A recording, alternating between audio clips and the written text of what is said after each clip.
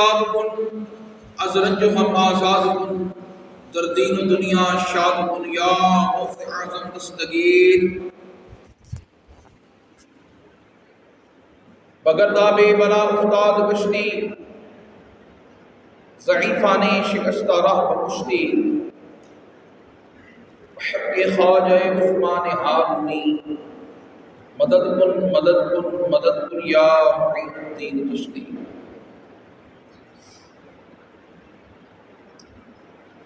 اللہ تبارک و تعالیٰ کی حمد و ثنا کے بعد آقا نامدار، مدنی تاجدار، حبیب پروردگار، شافع روز شمار، احمد مجتبیٰ جناب محمد مصطفیٰ صلی اللہ تعالیٰ علیہ وآلہ وسلم کی ذات والا صفات پر ہدیہ درود السلام پیش کرنے کے بعد قرآن مجید فرقان حمید کی بہت ہی بابرکت بڑی ہی باعظمت آیہ کریمہ تلاوت کرنے کا شرف حاصل ہوا۔ رب العالمین کی بارگاہ میں دعا ہے حق سچ بیان کرنے کی توفیق عطا فرمائے، مجھے بیان کر کے تمام سامعین و حاضرین کو سن کر عمل کرنے کی توفیق عطا فرمائے۔ الحمدللہ ماہ شوال المکرم کا پہلا جمعۃ المبارک ہے۔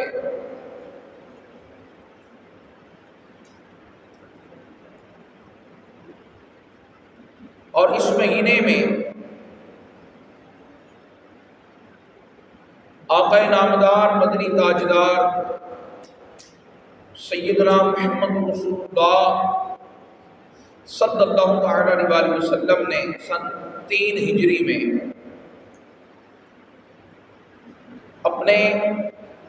وفاداروں کے ساتھ، اپنے غلاموں، اپنے پروانوں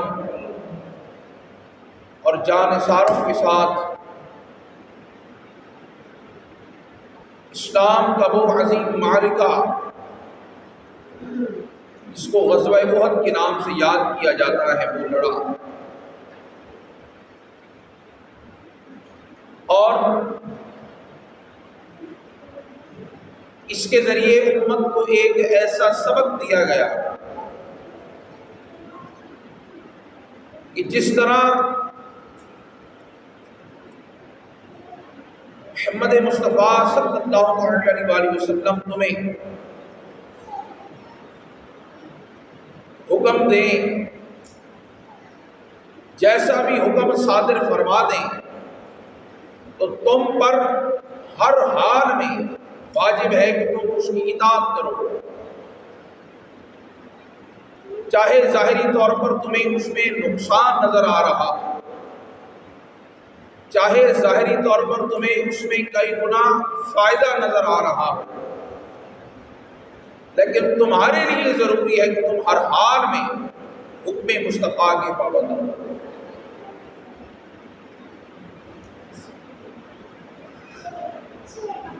اللہ تعالیٰ نے جہاں مصطفیٰ کے غلاموں کو ایک سبق دیا، وہیں پر ان کی جان نثاری اور جان کی قربانی کی قدر بھی کی، اور جان کی قربانی کی قدر کرتے ہوئے ان کا ذکر ہمیشہ کے لیے اپنی کتاب میں فرما کر انہیں زندہ و جاوید رکھا۔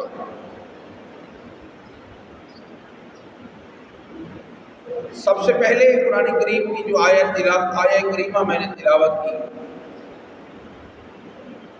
اللہ رب العالمین اپنے حبیب کے غلاموں کی جانثاری کے متعلق فرماتا ہے کہ وَلَا تَحْسَبَنَّ الَّذِينَ قُتِلُوا فِي سَبِيلِ اللَّهِ أَمْوَاتٌ، کہ تم انہیں ہرگز مردہ گمان بھی نہ کرو جو اللہ کی راہ میں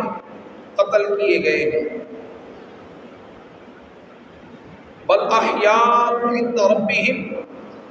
بلکہ وہ اپنے رب کے ہاں زندہ ہیں، وہم یرزقون، اور انہیں رزق دیا جاتا ہے۔ جو اللہ کی راہ میں اس کے محبوب کے حکم پر، اس کے دین کی عزت عظمت اور سر بلندی کی خاطر جان کا نذرانہ پیش کر دیتے ہیں، تمہارے لیے یہ ضروری ہے کہ تم انہیں مردہ گمان بھی نہ کرو، تم انہیں مردہ سوچو ہی نہیں، وہ ایسے زندہ ہیں کہ انہیں رزق دیا جاتا ہے۔ کیوں کہ رزق دینے والا جیسے تمہیں اس دنیا میں زندہ رہتے ہوئے رزق دے رہا ہے، اسی طرح جس نے میدان جنگ میں شہادت کا تاج پہنا کر وہ اپنے پاس بلا لیا ہے، بل احیاء عند ربہم، شہادت کا تاج ان کے سروں پر سجا کر انہیں اپنے پاس بلا لیا ہے، تو جو تمہیں زمین پر زندہ رکھ کر رزق دے رہا ہے، تو جس نے اتنے اہتمام کے ساتھ انہیں اپنے پاس بلا لیا ہے، تو کیا انہیں ان کے حصے کے رزق سے محروم رکھے گا؟ بلکہ انہیں وہ رزق دیا جا رہا ہے جو تمہارے وہم و گمان میں بھی نہیں ہے۔ اس لیے اللہ رب العالمین کلام پاک میں ارشاد فرماتا ہے کہ جو لوگ اللہ کی راہ میں شہید ہو گئے تم انہیں مردہ نہ سمجھو، کیوں کہ تمہیں ان کی زندگی کا شعور نہیں ہے۔ اس لیے شہادت سے پہلے موت کے غم کو، شہادت سے پہلے دنیا سے چلے جانے، کسی اپنے عزیز پیارے کے چلے جانے کے غم کو پہلے ہی ہلکا کر دیا جائے کہ تمہارا ایک پیارا، تمہارا ایک جان سے قریب دوست، بھائی، رشتہ دار اگر حالت جنگ میں شہید ہو کر تم سے بچھڑ جائے تو تم اس کی شہادت یا اس کے بچھڑنے پر غم نہیں کرنا، اس لیے کہ وہ اس کریم رب کے ہاں چلا گیا ہے، وہ اللہ رب العالمین اس کی عزت افزائی فرما رہا ہے۔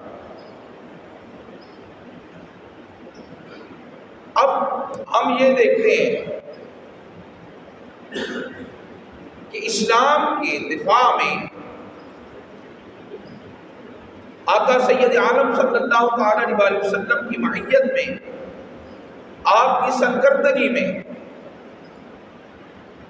مسلمانوں نے جو غزوات لڑے، جو جنگیں لڑی، وہ نہ طاقت کے بل بوتے پر لڑی، نہ ہی اسلحے کے بہت زیادہ ذخیرے کے بل پر لڑی، بلکہ صرف اور صرف کملی والے کے سہارے اور بھروسے پر۔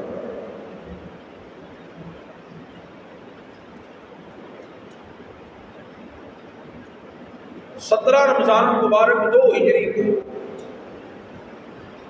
جب اسلام اور کفر کی پہلی ٹکر ہوئی، جس کو غزوہ بدر کے نام سے یاد کیا جاتا ہے، غزوہ بدر ایک قافلے کی حفاظت کے لیے بلائے گئے لشکر اور مقصد نہ پورا ہونے پر صرف اپنی دنیاوی شان و شوکت اور روب دکھانے کے لیے ابو جہل کی ہٹ دھرمی اور ضد کی وجہ سے اہل مکہ کو جو شرمناک شکست ہوئی، اس کا بدلہ چکانے کے لیے سرداران مکہ کا ایک وفد ابو سفیان کی خدمت میں حاضر ہوتا ہے۔ ابو سفیان کی خدمت میں حاضر ہو کر یہ التجا کرتا ہے کہ آپ ہماری سرداری قبول کیجیے، اور ملک شام سے تجارتی قافلے میں آپ جو سرمایہ کما کر لائے ہیں، ہم اس سرمایہ کا جو نفع ہے وہ نفع واپس نہیں لیتے، اپنا اصل مال واپس لے کر اس کا جو نفع ہے وہ ہم اس لشکر کی تیاری کے لیے اپنا حصہ پیش کرتے ہیں۔ تو ابو سفیان فوراً سے پہلے اس کو قبول کرتا ہے اور اعلان کرتا ہے تاکہ میری سرداری کا روب قائم رہے۔ اس نے کہا کہ میں نہ تمہاری صرف سپہ سالاری قبول کرتا ہوں بلکہ سب سے پہلے میں خود اپنے منافع کا پیش کرتا ہوں۔ اہل مکہ کا تجارتی قافلہ ابو سفیان جو سمندر کے راستے بچا کر لے گیا تھا، وہ سارے کا سارا سامان دار الندوہ میں پڑا ہوا تھا۔ اس طرح اہل مکہ نے خاموشی کے ساتھ مسلمانوں پر حملہ کر کے مسلمانوں کو چوٹ پہنچانے کی کوشش کی۔ اب حضرت عباس رضی اللہ تعالیٰ عنہ کے چچا جان جو غزوہ بدر کے موقع پر گرفتار ہوئے، گرفتار ہونے کے بعد ایمان لائے اور اپنے ایمان کو چھپا کر جب واپس مکہ آئے، انہیں جب کفار کی تیاریوں کا علم ہوتا ہے تو وہ آقا علیہ الصلوۃ والسلام کی طرف اپنا ایک خط بھیجتے ہیں۔ خط بھیج کر آقا علیہ الصلوۃ والسلام کو کفار کی تیاریوں سے آگاہ کرتے ہیں۔ آقا علیہ الصلوۃ والسلام نے حسب معمول تمام اکابرین مہاجرین اور انصار کو مشورے کے لیے طلب کیا، مشورہ فرمایا اور ہر ایک نے اپنی جان انسانی کا نذرانہ دیا۔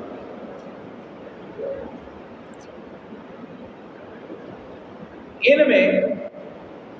وہ لوگ، سب سے پہلے وہ لوگ جو غزوہ بدر میں شامل ہونے سے رہ گئے تھے، سب سے پہلے انہوں نے لبیک کہا۔ اس کے بعد پھر قبائل کے سردار انہوں نے لبیک کہا۔ عبداللہ بن ابی اپنے قبیلے کا سردار، قبیلے کا سربراہ، اس نے اپنے ساتھیوں سمیت شریک ہونے کا اعلان کیا اور اپنا حصہ پیش کیا۔ تو حسب معمول تیاری شروع کر دی گئی۔ تو مختلف قبائل سے چند کے قابل افراد کو جب اکٹھا کیا گیا، اس میں سے 1000 افراد جنگ کے لیے تیار کیے گئے۔ قافلہ روانہ ہوا تو راستے میں ایک مشورہ ہوا کہ شہر کے اندر رہ کر کفار کا مقابلہ کیا جائے یا واحد شہر سے باہر نکل کر مقابلہ کیا جائے۔ تو جو جذبہ جہاد سے سرشار تھے، جنہوں نے اپنے آپ کو پہلی دفعہ جہاد کے لیے پیش کیا تھا، ان کا مشورہ یہ تھا کہ گھر سے باہر نکلیں، شہر سے باہر کھلے میدان میں نکلیں اور کفار کا سامنا کیا جائے۔ جبکہ عبداللہ بن ابی کا مشورہ یہ تھا کہ نہیں، شہر کے اندر رہ کر ان کا مقابلہ کیا جائے۔ آقا علیہ الصلوۃ والسلام نے اکثریت کے مشورے کو ترجیح دیتے ہوئے شہر سے باہر نکل کر مقابلے کی آپ نے حوصلہ افزائی فرمائی۔ تو عین موقع پر وہ بدبخت عبداللہ بن ابی 300 ساتھیوں کو لے کر الگ ہو گیا کہ ہماری رائے کا احترام نہیں کیا گیا۔ مسلمانوں کی تعداد صرف 700 ہے۔ غزوہ بدر میں 313 کا مقابلہ 1000 سے تھا۔ لیکن اللہ تعالیٰ نے کملی والے کے بھروسے لڑنے والوں کو اپنے سے 3 گنا بڑے لشکر اور فتح عطا کی۔ اس مرتبہ بھی پہلے 1000 میں سے 300 نکل گیا تو 700 رہ گیا، اور ادھر سے اہل مکہ 3000 کا قافلہ لے کر چلے۔ پھر بھی اپنے سے 4 گنا بڑا لشکر، لیکن مسلمانوں کے حوصلے پست نہیں، جوش اور جذبے کے ساتھ، اس لیے کہ کملی والے کی معیت نصیب۔ آقا علیہ الصلوۃ والسلام جب احد کے میدان میں پہنچے تو احد کے میدان میں ایک درہ ہے، چھوٹا پہاڑ کا ایک چبوترا، جو افراد حج یا عمرہ کے موقع پر میدان احد جا چکے ہوں، احد کا درہ ابھی بھی موجود ہے۔ اس مقام پر آپ نے 50 ماہر تیر اندازوں کا ایک دستہ مقرر کیا کہ تم نے ہماری پشت سے حفاظت کرنی ہے۔ تم دیکھو کہ اگر اللہ تعالیٰ نے ہمیں فتح عطا فرما دیا تب بھی میرے حکم کا انتظار کرو۔ تم دیکھو کہ اگر ہمیں شکست ہو گئی تب بھی میرے حکم کا انتظار کرو۔ حتیٰ کہ آپ نے فرمایا کہ تم دیکھو کہ ہمیں کچھ آسمانی بلائیں یا کچھ ایسے پرندے جو ہمیں میدان جہاد سے اٹھا کے لے جا رہے ہیں، تب بھی ہماری مدد کو نہیں آنا، میرے حکم کا انتظار کرو۔ 50 ماہر تیر اندازوں کو دستہ مقرر کر کے باقی جو افراد بچے آپ نے ان کے سبوں کو ترتیب دیا، اور ترتیب دے کر اپنے چچا جان سیدنا امیر حمزہ رضی اللہ تعالیٰ عنہ کو سپاہ کا نگران مقرر فرمایا۔ ادھر سے مکہ سے جب قریش کا کافروں کا لشکر نکلتا ہے، اس میں ابو سفیان سارے لشکر کی کمانداری کر رہا ہے، اور ہر قبیلے کا سردار اپنی جگہ پر اپنے قبیلے کے لوگوں کو جوش دلا رہا ہے۔ کفار مکہ کی کیفیت یہ ہے کہ انہوں نے اس بار میدان جنگ سے بھاگنے کے تصور تک کو ختم کرنے کے لیے اپنی بیویوں کو بھی ساتھ دیا کہ اگر ہم میدان جنگ سے بھاگنے بھی لگیں تو ہماری بیویاں ہمیں آر دلائیں، ہمیں نفرت دلائیں، ہماری نفرت کی آگ کو بھڑکائیں۔ تو بے شمار سرداران اپنی خواتین کو اپنے ساتھ لے کر آئے، اور ان میں سر فہرست یثرب جو مدینہ بننے سے پہلے یثرب تھا، ابو عامر نام کا راہب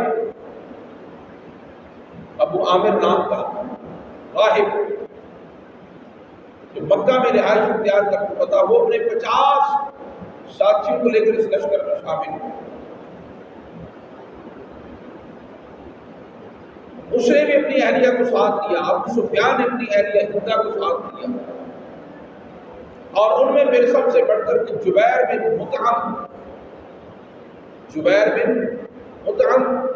جو بعد میں پھر مسلمان بھی ہوئے، ان کا ایک غلام تھا وحشی، چھوٹا نیزہ جس کو برچھی کہتے ہیں، وہ چلانے میں ماہر تھا، اور بہت ہی کم 1000 میں سے شاید ایک آدھ بار اس کا نشانہ خطا جاتا ہے، اس کا کبھی نشانہ خطا نہیں جاتا تھا۔ جبیر بن مطعم اس سے کہا کہ دیکھو، بدر میں رسول اللہ صلی اللہ علیہ وسلم کے چچا جناب امیر حمزہ نے میرے چچا کو قتل کیا تھا، اگر اس بار وہ اپنے فن کا کمال دکھائے اور وہ انہیں قتل کر دے تو میں تجھے آزاد کروں گا۔ جب ہند نے یہ بات سنی، ابو سفیان کی زوجہ ہندا نے، اس نے بھی وحشی کو بلایا کہ میرے باپ کو بھی حمزہ نے قتل کیا تھا، اگر تو ایسا کرنے میں کامیاب ہوا تو میں انعام کے طور پر اپنا سارا زیور تجھے دے دوں،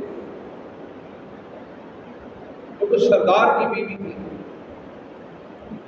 تو میں اپنا سارا زیور تجھے دے دوں گی۔ اب وحشی کہتا ہے کہ میں اس جنگ میں کوئی خاص دلچسپی نہیں لے رہا تھا، بلکہ میرا جانے کا دل ہی نہیں تھا، کیوں کہ میں بدر میں ان کے حالات دیکھ چکا تھا، اور کافر تھا، چونکہ غیر مسلم تھے اور کافر ہمیشہ مرنے سے ڈرتا ہے، کیونکہ ان کی ساری جنت یہی دنیا ہے۔ تو کافر دنیاوی لذتوں کی چھن جانے کی وجہ سے موت سے ڈرتا ہے، جبکہ مسلمان کا ایمان یہ ہے کہ میری اصل زندگی مرنے کے بعد مسلمان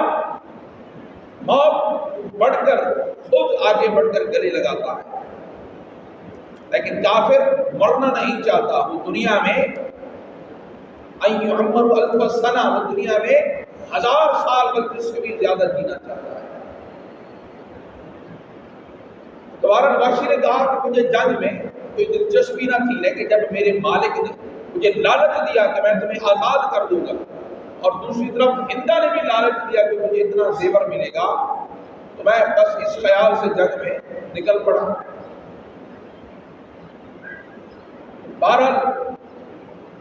عبداللہ بن ابی 300 اپنے اصحاب کو لے کر الگ ہو گیا، 700 صحابہ۔ اب یہاں پر بھی جنگ ہے نا، تو جنگ چونکہ ایک دلی کیفیت کا نام ہے، تو اللہ رب العالمین اپنی رضا کے لیے کام کروانے کے لیے ہمیشہ مخلص بندوں کا انتخاب کرتا ہے۔ اللہ رب العالمین کو دین کے کام کے لیے یا دین کی سربلندی کے لیے منافقین کی ضرورت نہیں ہے۔ منافقین، کوئی منافق بندہ کوئی بھی بہانہ کر کے وہ دین کے حکم کو ٹھکرا دے گا۔ اس مسئلے کے اندر نفاق ہے۔ میرے آقا نے کیا فرمایا کہ منافق کی 3 نشانیاں ہیں، بات کرے گا تو جھوٹ بولے گا، وعدہ کرے گا تو وعدہ خلافی کرے گا، وعدہ کرے گا تو وعدہ خلافی کرے گا، اگر امانت اس کے پاس رکھو گے تو خیانت کرے گا۔ اس لیے جنگ پر بے دلی سے جو لوگ جا رہے تھے، انہوں نے بظاہر ایک بہانہ کیا کہ ہماری رائے کا احترام نہیں ہوا۔ اللہ تعالیٰ نے فرمایا کہ تم دفع ہو جاؤ، تمہاری ضرورت ہی نہیں ہے میرے حبیب کے لشکر۔ جب میدان جنگ طبل جنگ بجا، جنگ شروع ہوتی ہے، اللہ کی فضل سے، اللہ کی کرم سے اللہ کے شیروں نے اپنی طاقت کے جوہر دکھائے۔ اللہ تعالیٰ نے انہیں اپنے فن کا کامل نمونہ دکھانے کا موقع عطا فرمایا، اور اللہ کے حکم سے مسلمانوں کا ایک ایک سپاہی 10 کافروں پر بھاری پڑ رہا تھا۔ جب 10 مسلمانوں کے مقابلے میں 100 اور ایک روایت کے مطابق 70 کفار شہید ہوئے، کفار قتل ہوئے، کافر مارے گئے، تو جب کافروں نے اپنے سرکردہ افراد کو قتل ہوتے دیکھا تو ان میں بھگدڑ مچی۔ کچھ لوگوں نے بھاگ جانے میں بہتری سمجھی، جو لوگ اپنی عورتوں کو ساتھ لائے تھے وہ انہیں اشتعال تو دلا رہی تھی، لیکن جب کافر پاؤں کے ساتھ نہیں بلکہ سر پر پاؤں رکھ کے بھاگتا ہے، کافر ہمیشہ سر پر پاؤں رکھ کے بھاگتا ہے، پھر وہ کسی کی سنتا نہیں۔ تو وہ بھاگنے لگے تو ہندا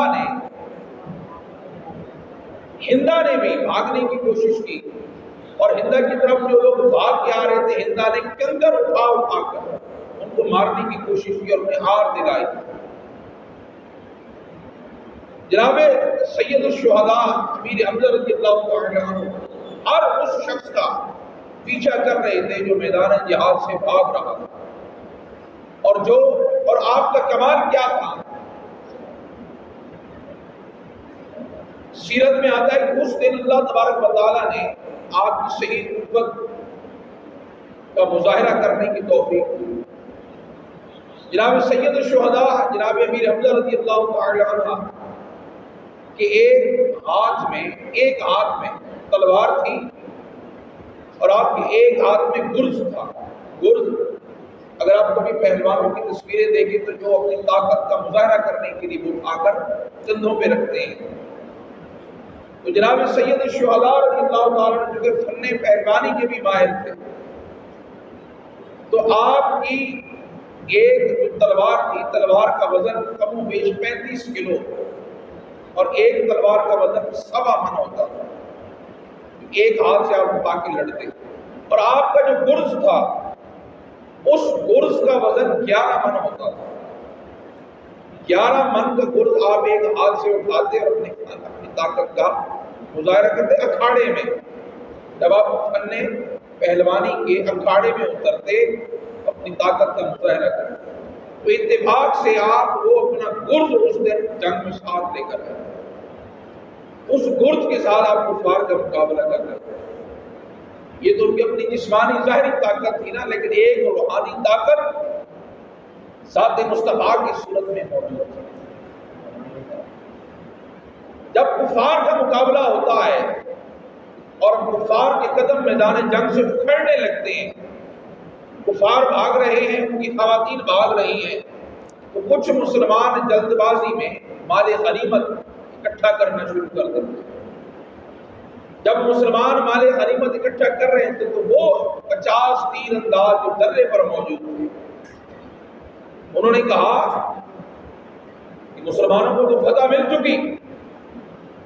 اب یہاں پر ٹھہرنے کی ہماری ضرورت نہیں ہے، چلو ہم بھی مال غنیمت اکٹھا کرنے میں مسلمانوں کی مدد کرتے ہیں۔ اس گروہ کے جو سردار تھے حضرت عبداللہ بن جبیر نے کہا کہ نہیں، تم نے سنا نہیں یا تمہیں یاد نہیں کہ میرے آقا علیہ الصلوۃ والسلام نے کیا فرمایا تھا کہ اگر اللہ تعالیٰ ہمیں فتح عطا فرمائے تب بھی میرے حکم کا انتظار کرنا، اگر تم دیکھو کہ ہمیں شکست ہو رہی ہے تب بھی تم میرے حکم کا انتظار کرنا، میرے حکم کے بغیر یہ درہ نہیں چھوڑنا۔ ان لوگوں نے کہا کہ نہیں، اس کا مقصد صرف حفاظت کرنا تھا، اس حکم کا مقصد صرف حفاظت کرنا تھا، اب اللہ تعالیٰ نے فتح عطا کر دی ہے، ہمیں یہاں ٹھہرنے کی ضرورت نہیں۔ تو کچھ لوگ نہ مانے، حتیٰ کہ ان 50 میں سے 40 تیر انداز درے کو چھوڑ کر میدان کے اندر چلے گئے۔ اب صرف 10 تیر انداز بچے۔ اب کافروں کی طرف سے حضرت خالد بن ولید جو ابھی مسلمان نہیں ہوئے تھے، اپنے باپ ولید بن عاص کا بدلہ لینے کے لیے آئے ہوئے، تو وہ پورے میدان کا، جب میدان جنگ سے فرار ہوئے تو پورے میدان کے چکر لگا کر درے والے مقام پر پہنچے، تو درے کے پیچھے سے انہوں نے 10 صحابہ کرام کو دیکھا جو میدان جنگ کی طرف کیے ہوئے تھے، تو انہوں نے ان 10 اصحاب پر حملہ کر دیا اور 10 کے 10 اصحاب وہیں پر شہید ہوئے۔ اب انہوں نے درے پر قبضہ کر کے مسلمانوں پر تیر اندازی شروع کر دی، اس تیر اندازی میں 70 مسلمان شہید ہوئے۔ 70 مسلمان شہید ہو گئے، اور اس میں پھر سب سے بڑا نقصان یہ ہوا،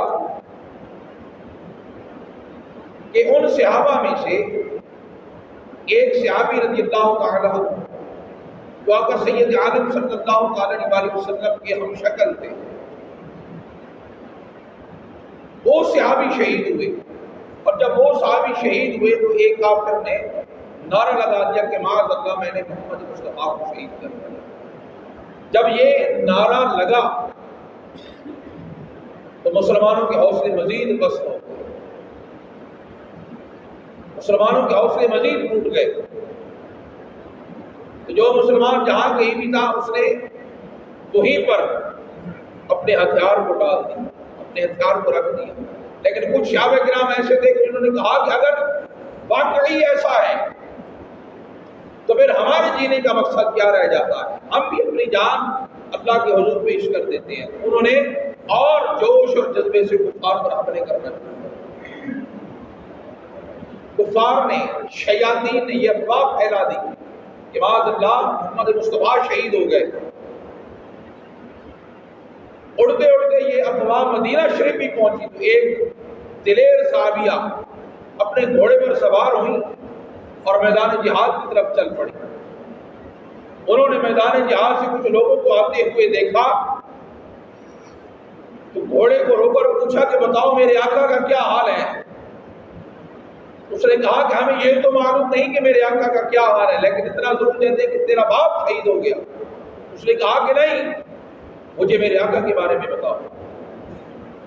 تھوڑی دیر اور آگے چلی، پھر کچھ لوگ آتے ہوئے ملے،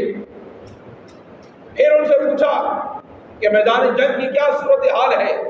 کسی نے کہا کہ تیرا بھائی شہید ہو گیا۔ اس نے کہا کہ اس کی ضرورت نہیں، مجھے میرے آقا کی خبر دو۔ تھوڑی دیر اور آگے پہنچے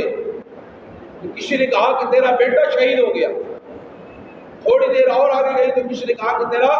خاوند، تیرا شوہر بھی شہید ہو گیا۔ اس نے کہا کہ نہیں نہیں، مجھے ان میں سے کسی کی پرواہ نہیں، مجھے صرف یہ بتاؤ میرے آقا کا کیا حال ہے۔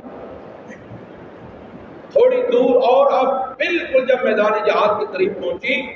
اس کی نظر چہرہ مصطفیٰ پر پڑی۔ جب چہرہ مصطفیٰ پر اس کی نظر پڑی، تمام سکون اور اطمینان بھرے چہرے پر جب اس کی نظر پڑی، اس نے کہا کہ یا رسول اللہ، اگر آپ سلامت ہیں تو ہمارے لیے دنیا کا ہر غم ایک ہے۔ اگر آپ سلامت ہیں تو ہمیں اپنے پیاروں کی جانے کا کوئی غم نہیں، کیونکہ آپ کی ذات سے ہماری جانیں اور ہماری زندگی وابستہ ہے۔ کفار اپنا کام کر گئے۔ جب صدیق اکبر رضی اللہ تعالی عنہ نے مسلمانوں میں بددلی پھیلتی ہوئی دیکھی، صدیق اکبر نے عرض کی کہ یا رسول اللہ تعالیٰ آپ کو سلامت رکھے، آپ ایک مرتبہ اپنا چہرہ، اپنا مکھڑا اپنے غلام کو دکھائیں، غلاموں کو اپنی آواز سنائیں اور انہیں اپنی طرف متوجہ کریں۔ آقا علیہ السلام کھڑے ہوئے اور فرمایا کہ اے لوگوں، اے مسلمانوں، میرے قریب آؤ، بے شک میں محمد مصطفیٰ۔ جب آقا علیہ السلام کو انہوں نے صحیح سلامت دیکھا، مسلمان کھڑے ہوئے اور پھر پلٹ کر مسلمانوں نے دوبارہ کفار پر حملہ کیا، تو جو رئیس کفار اور خالد بن ولید کی وجہ سے جو انہیں دوبارہ حملہ کرنے کا منظم موقع ملا، کفار پھر وہاں سے بھاگ کھڑے ہوئے۔ پھر خالد بن ولید نے جب مسلمانوں کو دوبارہ متحد ہوتے دیکھا، وہ درے کو خالی کرنے پر مجبور۔ صرف ایک حکم مصطفیٰ نہ ماننے کی وجہ سے اچانک پورے میدان جنگ کی حالت بدلی، کیا پلٹی، فتح شکست میں تبدیل ہوئی۔ تو یہ وہ حکم مصطفیٰ تھا جس میں اللہ رب العالمین نے مسلمانوں کو یہ سبق دینا تھا، کبھی بھی کہیں بھی کسی بھی حالت میں حکم مصطفیٰ کی نافرمانی نہیں کرنی، ہمیشہ ہر حال میں حکم مصطفیٰ کی تابعداری کرنی ہے، تاکہ تم پر اللہ کی رحمت، اللہ کا کرم ہوتا رہے۔ آخر میں سب سے بڑا جو غمگین واقعہ اس بات کا، اس جنگ کا، کہ جناب سید الشہداء جو کفار کا پیچھا کر کے انہیں باطل جنت فرما دیا، وحشی اس جنگ میں صرف آپ کے لیے آیا تھا، ایک مقام پر چھپ کر بیٹھا۔ جب آپ کفار کو واصل جہنم کر کے واپس لشکر اور میدان کی طرف آ رہے تھے، راستے میں چھپ کر، اب اس میں اتنی جرأت نہیں تھی کہ وہ سامنے آ کر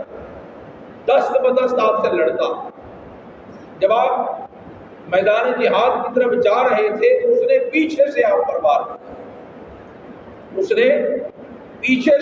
وار کیا، اور برچھی مار کر اس نے آپ کو شہید کر دیا۔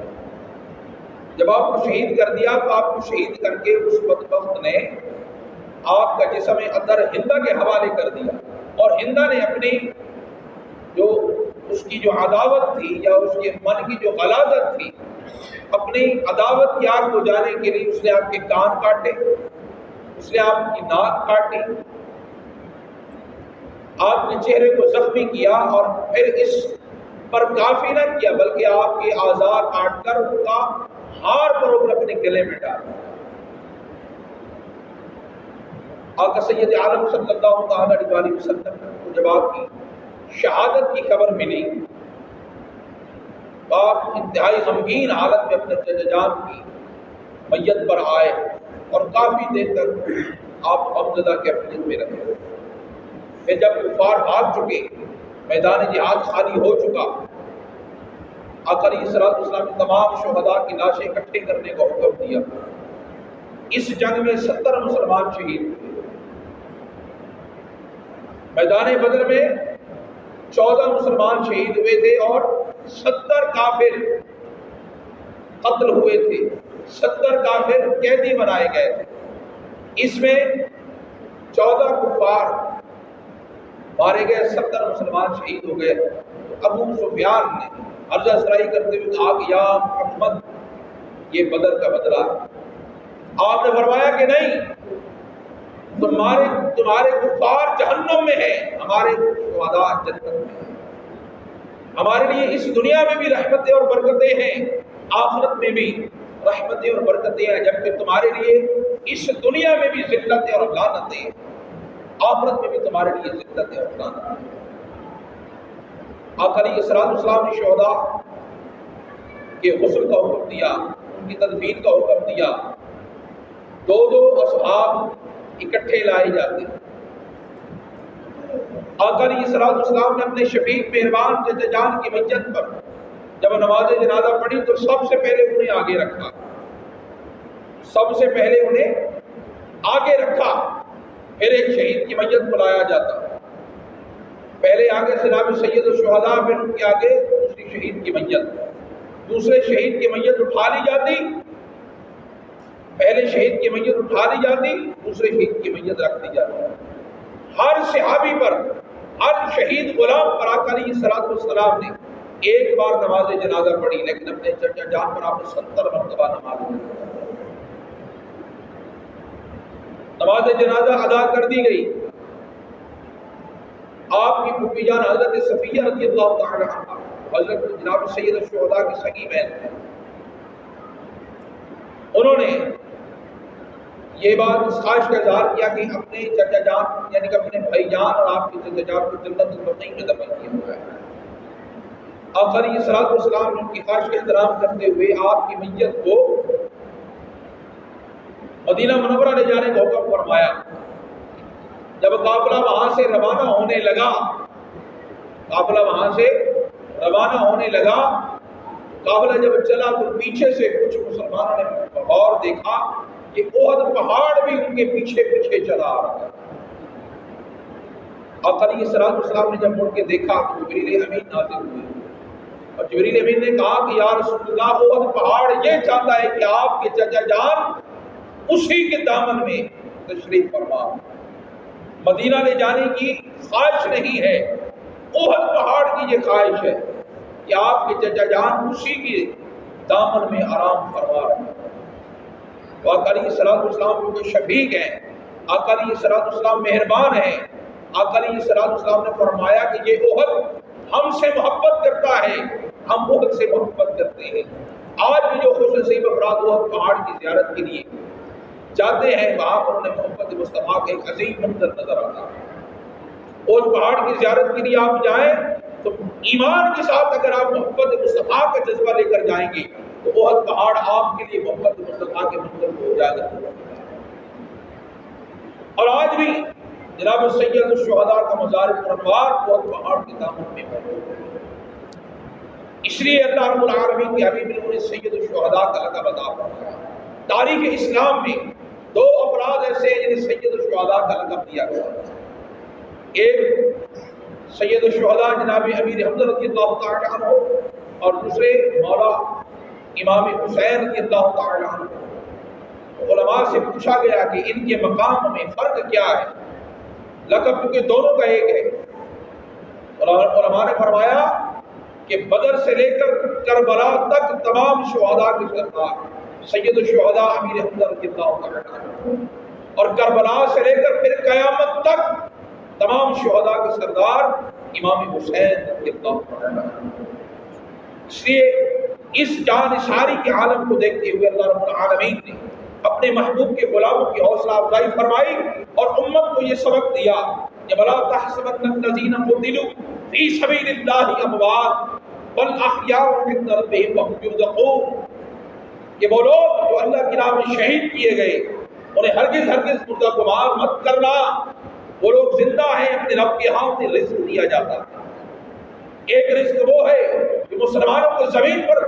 مل رہا ہے، اور ایک رزق وہ ہے جو مسلمان شہداء جو جنت میں قیام پذیر ہیں، اللہ رب العالمین نے اپنے نور کا رزق عطا فرمایا، اور وہ نور کا رزق ایسا رزق ہے کہ جس کے متعلق کوئی فہم و گمان نہیں کیا جا سکتا،